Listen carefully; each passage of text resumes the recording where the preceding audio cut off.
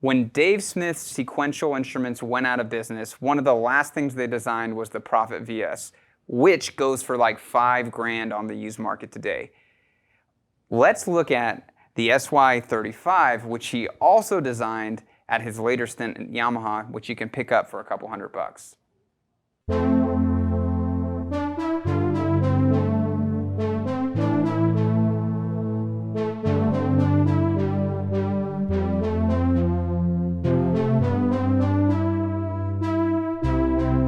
Hi, I'm Zach Moore from Alamo Music here in San Antonio, Texas. You can find us online at alamomusic.com. If you haven't already, hit the subscribe button, turn your notifications. This is our Alamo Sound Lab channel where we talk about all things music tech related. And today we're talking about that time that Dave Smith designed a Yamaha synth. And the point that, or the history that led up to that point was, it was the mid-80s, and I think we've told this story many times on this channel. The revolution that was brought about by Yamaha's digital synth killer of analog synths, the DX7. The revolution that was brought about then when all the synth companies and all the players wanted the latest in digital technology. Sequential was caught up in that current trying to catch up, and they were not able to. They were headed towards bankruptcy, but on their way towards that bankruptcy, they developed the Prophet VS, which was kind of a new technology. It was vector synthesis. You kind of see it right here as well. It's the technology that made it onto this series at Yamaha. And it was basically, you would have, on the Prophet VS, you had 4 different kind of oscillators, and you could, in real time, crossfade between them with this little fader, which seems like we would take that for granted in today's world, but that at the time was kind of groundbreaking. And the other cool thing about the Prophet VS, it had an analog filter, it had digital oscillators, but an analog filter, and apparently it sounds magical. I haven't played one myself, but people that play them say they sound magical, and they're priced accordingly. They're like $5,000 or $6,000 in the used market. And I've been looking for one for a while, but I just haven't been able to pull the trigger on getting one. So he developed that, and he developed that on the way where they were headed out of business. So Yamaha came in, and I think either they were already bankrupt, they were about to, and they bought Sequential. So Dave Smith and his team came over to Yamaha, and apparently there was a subsidiary or a group inside Yamaha called D&D Instruments, like Dave, is it D&D? I don't know. It was Dave Smith Designed Instruments. That D&D does not stand for that. I had seen it on an article, but basically it's like Dave Smith Designed Instruments, and they came up with apparently a rush product called the SY22. And this is the second generation, basically, the SY35. SY22 was released in the 90s, or like 1990, and this was released in 92. And basically, it was Yamaha, they took that idea and they took Yamaha's FM synthesis and their AWM, advanced waveform modeling kind of technology, and put it together, and then used vector synthesis and put it on top of that. And then they released this synth, or these 2 synths. And apparently it wasn't particularly well reviewed. This one right here was the second version where they improved the waveforms, but it didn't have a digital filter, which people thought was odd, and it was difficult to program. And its FM engine was apparently a pretty simplified FM engine. It was like a 2 or 4 op FM engine. I don't remember exactly. Whereas the DXs were 6 ops or more, and it was just kind of a simplified, and so the FM sounds were a little thinner. You had about, I think, 128 waveforms in the AWM side of the synth, and you had 256 waveforms with the FM side that you could choose from. This one in particular apparently sounded better. It had better waveforms in it, and it was, I think, like a couple hundred, or it was like 600 pounds is what I could find online. I don't know what that translated to in dollars at that time. But you could layer, you could split. It was, I think, 16 notes of polyphony. Yeah, so that was the instrument. One of the other things that I think is worth noting about it is that it had a pretty robust digital effects section that you could apply, and it does a thing that I really like, and you only find it on a couple synthesizers. Even after this, it wasn't like a feature that was always included, but if you hold notes and switch to a different sound, it will hold the sound from the previous patch. And that's really, when you're playing, it's a lot of fun. You can do some interesting things kind of from a performance standpoint with that feature. And you don't see it on a lot of synths for whatever reason, but that was a fun thing that I think is present on this synth. So let's take a listen and we'll conclude with some final thoughts.